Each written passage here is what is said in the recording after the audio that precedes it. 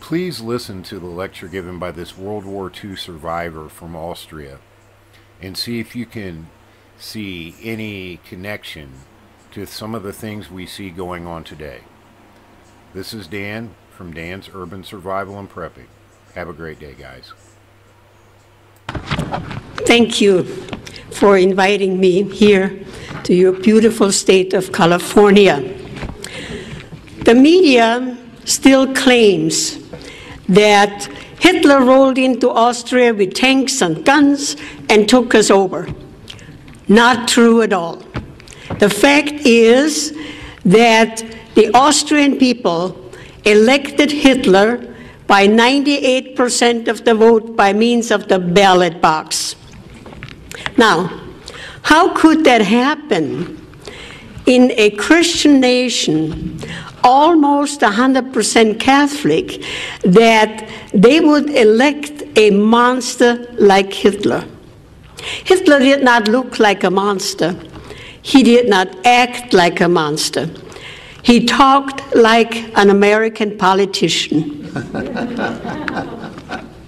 The year was 1938.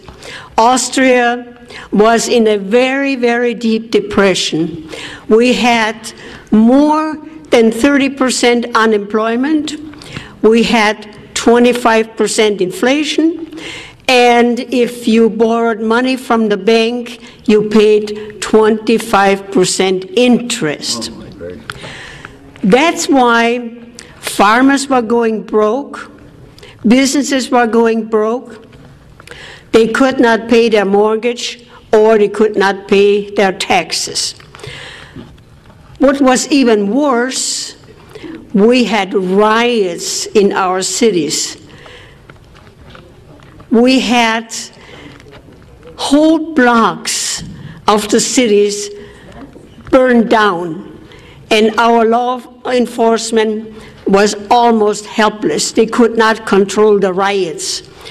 The unions were calling for strikes, and industry would close, and factories would close up, hence all this unemployment.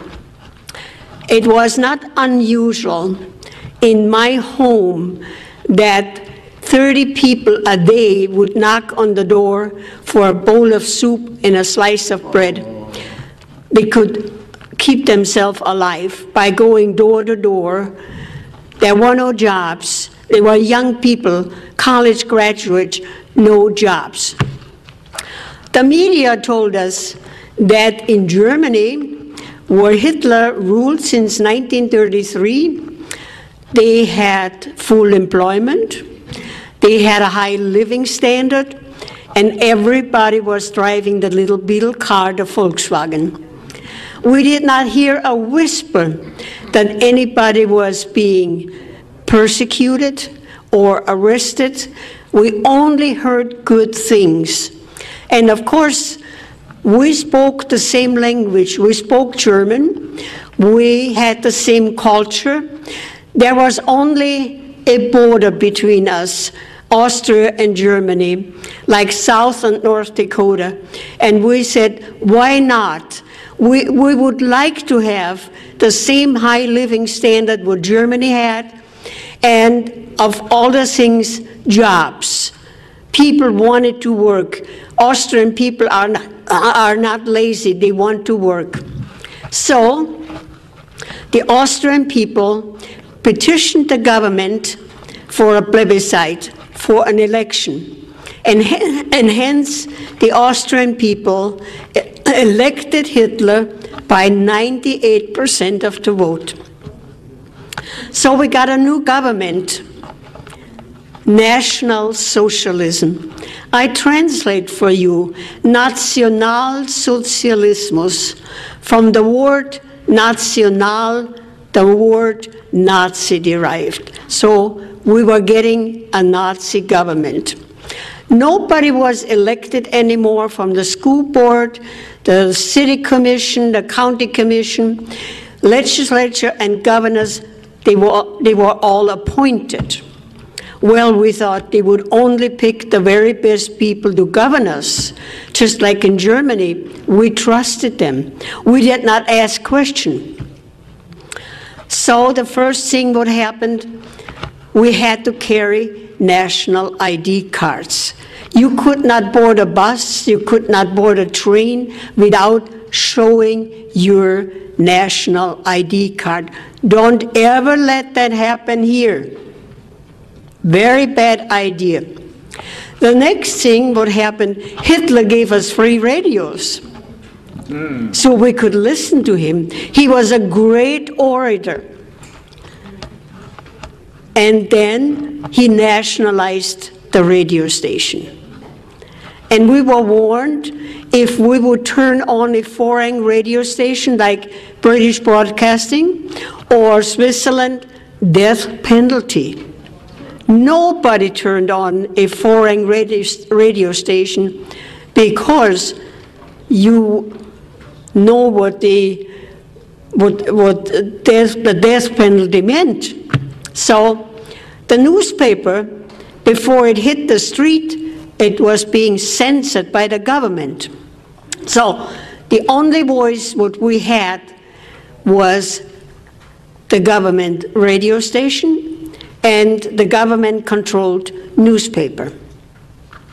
So a lot of new things happened very quick.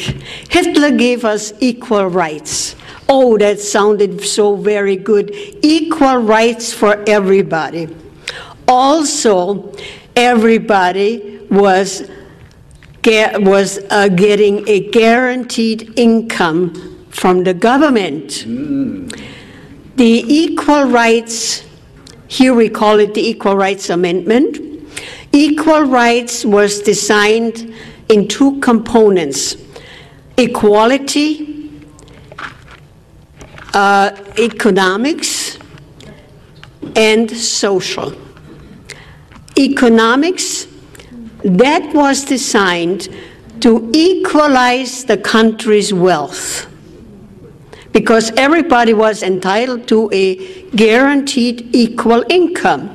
In order to achieve that, they had to raise our taxes up to 70% to equalize the wealth. Those who were on the lower income level, to graduate them up there to an equal level.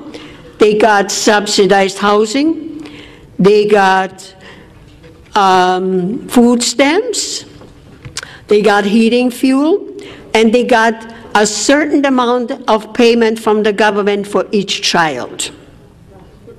So they equalized the country's wealth by taxing us 70% to bring that level, the lower income level, into an equal level, and that is called socialism. Yes. On the social level, of course, under socialism, everybody has to be in the workforce. Before Hitler, of course, the moms stayed home, they were good wives, and they raised their families. But under socialism, if you are not in the workforce, you are called a parasite. So the moms were being put out into the workforce, so what happened to the children? Child care centers. You could, and it was all free for everybody. You could bring your 4-month-old baby, leave it there 24 hours, 7 days a week. As longer you left your child there, the better the government liked it. The staffers of the child care centers, they were not the grandmotherly type of women who took care of the children. They were young women, highly skilled in child psychology, to mold the little babies from 4 weeks on up how the government wanted them. The government raised our children. So that was the equality, equal rights for everybody. the next thing what happened, education was nationalized. We had a very good educational system in Austria before Hitler. I went to public school. We had a very good curriculum. We even prayed in public school before class and after class. That morning, after the election, I walked into my classroom and the crucifix was gone. And the teacher said, this morning, we greet each other, Heil Hitler. And she said, we don't pray anymore. We sing Deutschland, Deutschland über alles. Germany above everybody. And she also said, we would not have twice a week religious education anymore either. We would have physical education instead. Oh, we did not mind that. It was a lot more fun to play ball than study the Bible or learn long prayers. She also said that on Sunday we could not go to church anymore because Sunday was compulsory National Youth Day. We had to attend at 8 o'clock in the morning to the gymnasium instead of going to church. The first 2 hours we had political education. Today I would call it political indoctrination. We were being told not to listen to our parents. They were just old-fashioned old fogies. They did not understand the young people. Only Hitler did. So don't listen to your parents anymore. And besides, you had freedom and you had rights. So our parents could not tell us anymore when to come home at night. We could decide that for ourselves. The rest of the day we had sports. We got all the sports equipment free. We got tennis rackets, we got skis, everything. And the boys of age 16, they got motorcycles. And of course, everybody had to join the Hitler Youth. That was compulsory. So the rest of the day we had sports and fun. So when we returned home at night, we told our parents how much fun we had and how much better it was, and all the sports equipment we got free, much more fun than going to church. Well, my parents were very concerned, especially my mother. So when my next school term came about in October, she announced that she would enroll me in a private school with an excellent curriculum, but not much fun. Off we went to the new school, high wall around, and a locked iron gate. And as I bid my mother goodbye at the gate, I almost hated her. I thought she was going to put me into a prison. But she was a wise woman. She said, today you do not understand why I'm doing this for you. But when you grow up a bit, you will understand. Had my mother not intervened, today I would be a radical Marxist. So, on holidays, I could go back home for a visit. Of course, I was curious. I would go back to my former classmates and find out what was going on. I was shocked. 16-year-old girls were having babies for Hitler, and that was glorified. Oh, Hitler wanted a lot of babies. Blonde hair and blue eyes, the master race. I was shocked. So that was our educational system. Hitler also nationalized our car industry. Austria built a little car, a little bit bigger than a Fiat. Hitler said, we don't need another little car, we already have the Beetle car, the Volkswagen. So he turned the car industry into a defense industry. Also, Hitler nationalized our banks. Hitler said, those greedy banks, they were the ones who charged 25% interest, and that is why the farmers were going broke and the businesses were going broke, and he looted the Jewish banks. So our banks were being nationalized. Next thing, what happened, he nationalized our healthcare system. We had a reasonable good healthcare system, which was financed by private insurance. We had good hospitals, we had good doctors, and everybody was reasonably well being cared for.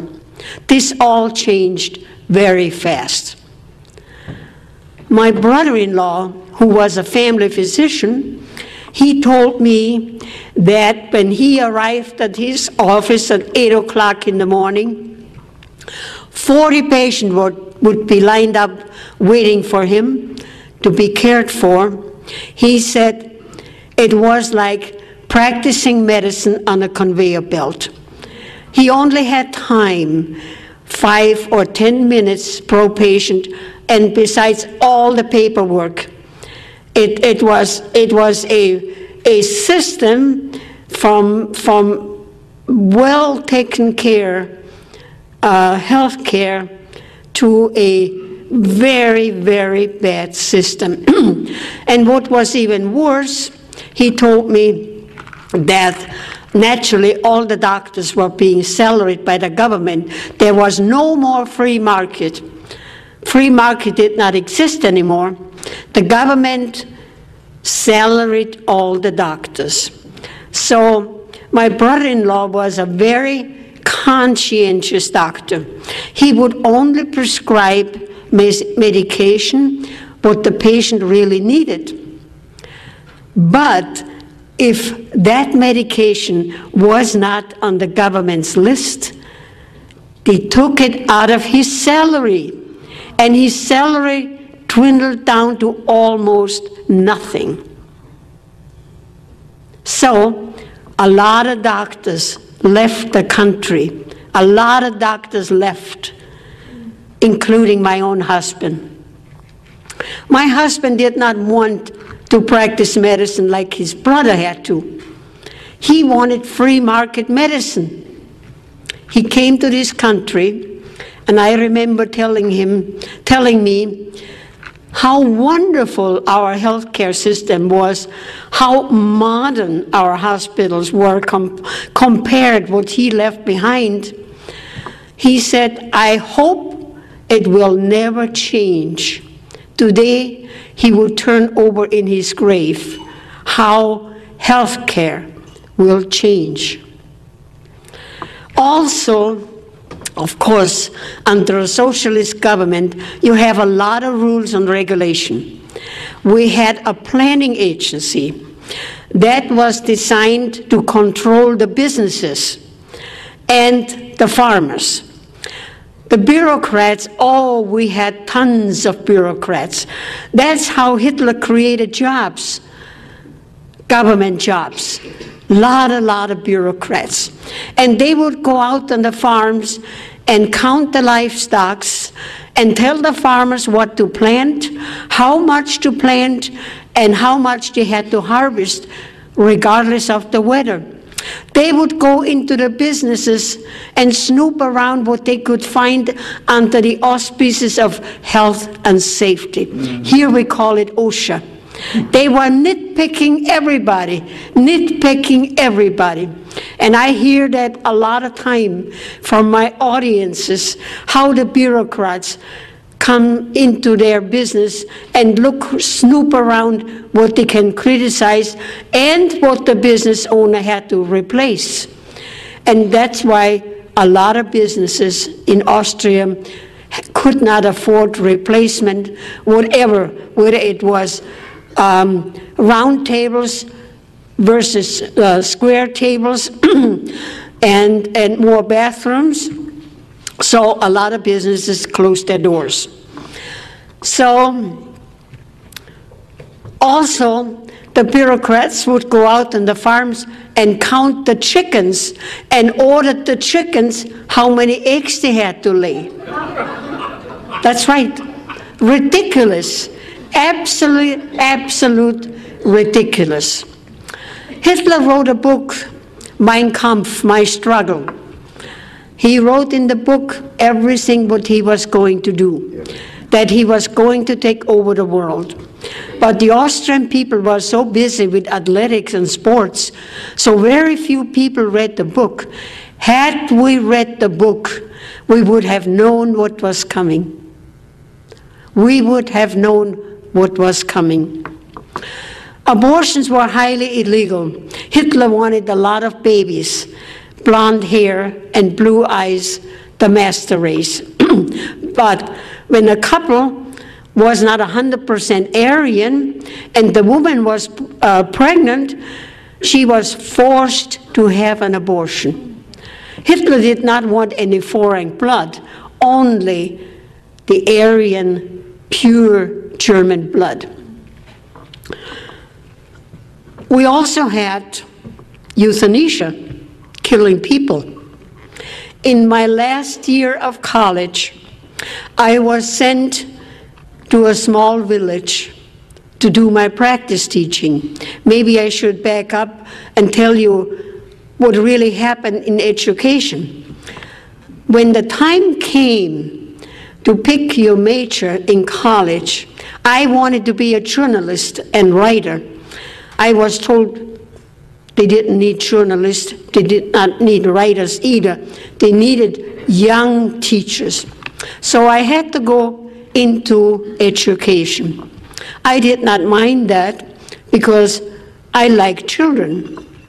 So in my last year in college, I was sent to a small village in the mountains, and I was told that because in the wintertime, the mountain passes would close up because of the masses of snow. So people in that village, they intermarry family into family. And we know by genetics that sometime the offsprings, the baby, is a bit mentally handicapped. So when I arrived in that village, I was told they had about 15 of mentally handicapped people.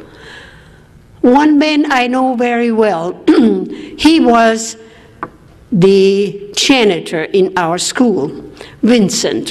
He could not read or write. He could not talk very well, but he kept our school clean. So one morning, I looked out of my classroom window, and there was a van out there from the health department. I thought, well, and all these people were being ushered into the van. So I asked my principal, where are they going to take Vincent and all the rest of the people? I thought maybe they take him for an outing, for a picnic. The principal said, oh no, the health department came around and asked the parents if they want to institutionalize their son or daughter to learn how to read and write. Gladly the parents signed the papers and off they went.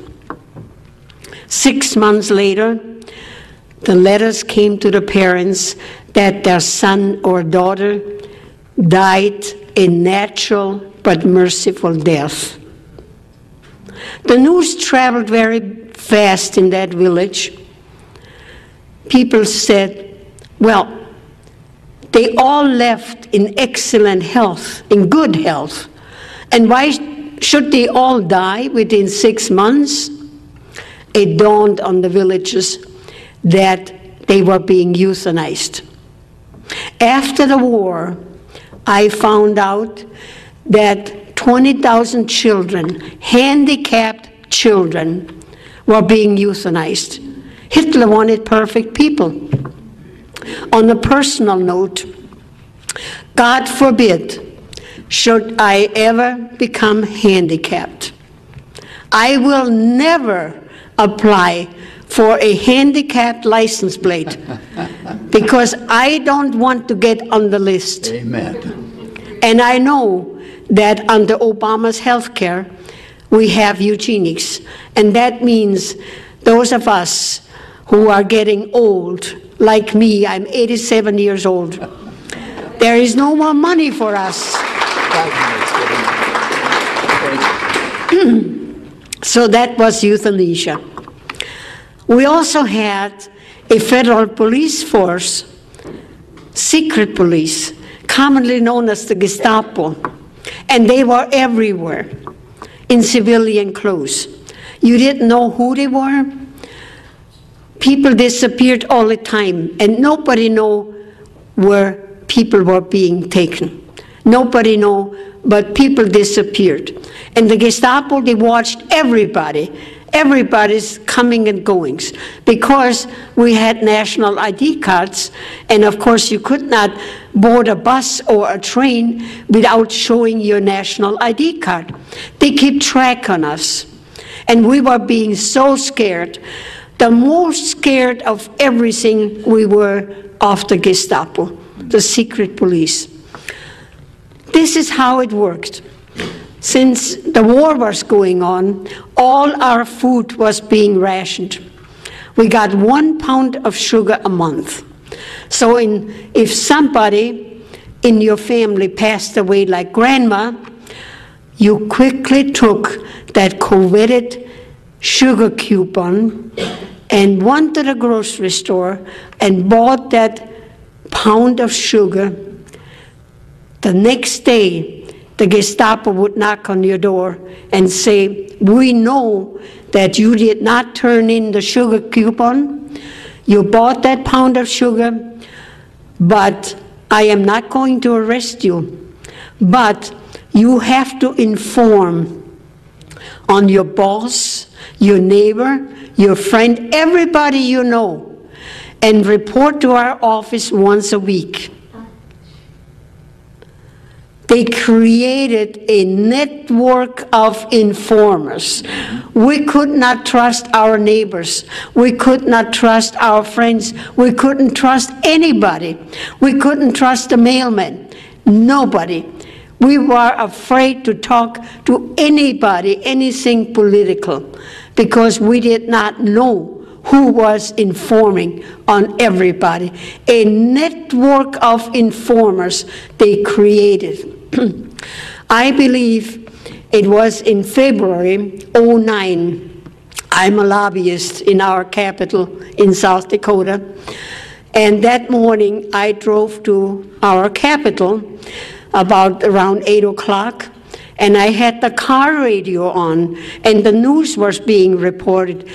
And there was President Obama saying, if you hear anybody criticizing me, call the White House. Yep. Yep. When I arrived in the Capitol, I quickly went to ask to verify. I asked some of the legislators if they heard the same story, and they said, yes, we also heard that. Can you imagine creating a network of informers, informing and call the White House? Yes, it's happening. We also had gun control.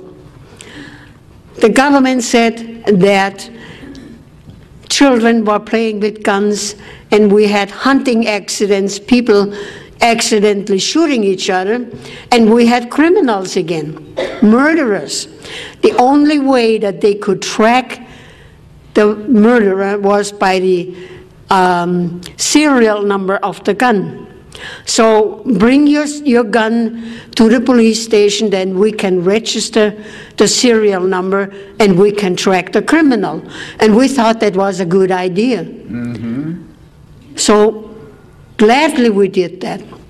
Not long afterwards, they said, no, it did not help. We could not track all the criminals. The best way to have no more crimes and no more people getting hurt, bring your guns to the police station, and they already know who had guns because we registered our guns. Keep your guns and buy more guns and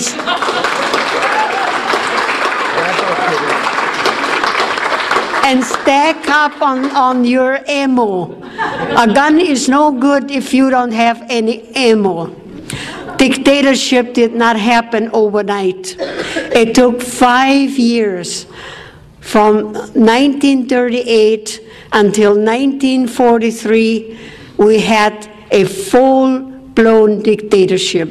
Had we kept our guns, we would have fought a bloody battle to the last man and women to keep our freedom. But we had no guns. A classic example is, in Switzerland, it is law that everybody has to have a gun. And Hitler took every country in Europe except Switzerland. And Switzerland did not have a war for more than 600 years. Hitler never tackled Switzerland. So keep your guns. Keep your guns.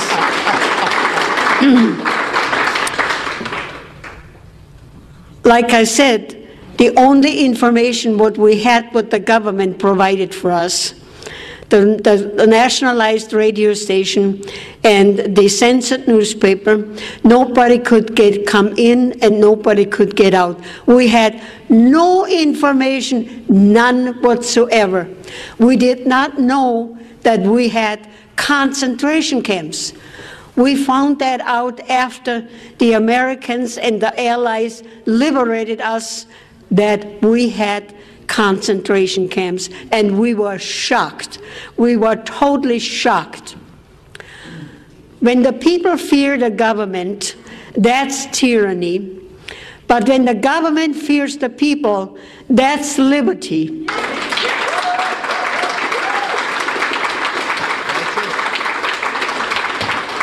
We have to take our country back as we know it. And a good way is that we educate our friends, everybody.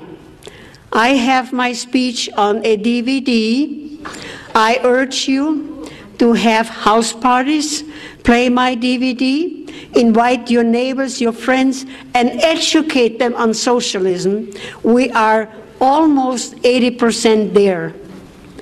We have to take our country back as we know it.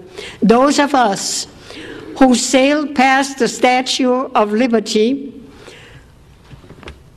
we came to a country of unbelievable freedom and opportunity.